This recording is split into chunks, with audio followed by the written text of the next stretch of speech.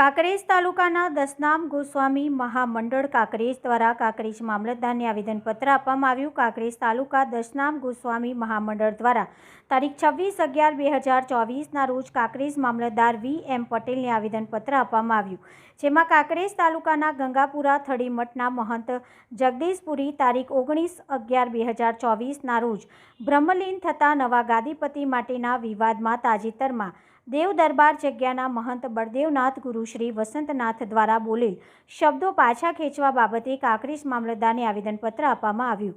અહેવાલ જયંતિભાઈ ઠક્કર, સિહોરી, કાંકરેજ।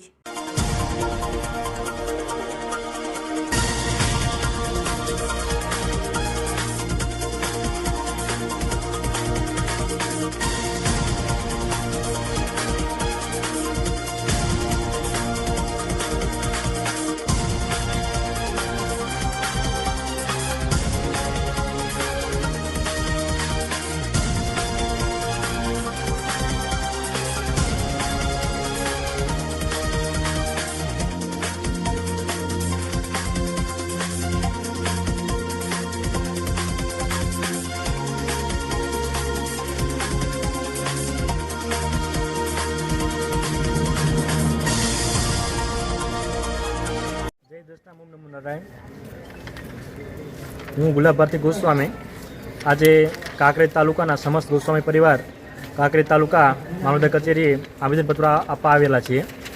જે મહંત શ્રી બળદેવનાથ બાપુ જે ગોસ્વામી સમાજ વિશે જે અભદ્ર ભાષામાં વાત કરી, જેથી આખો સમાજ રોષે ભરાયેલો છે, તે બદલ સરકાર પૂરેપૂરી કાર્યવાહી કરે, એના બદલ અમે બધા ગોસ્વામી સમાજ સમસ્ત ગોસ્વામી સમાજ એ કાર્યવાહી હેતુ થઈ અને આવેદનપત્ર આપવા આવેલા છીએ।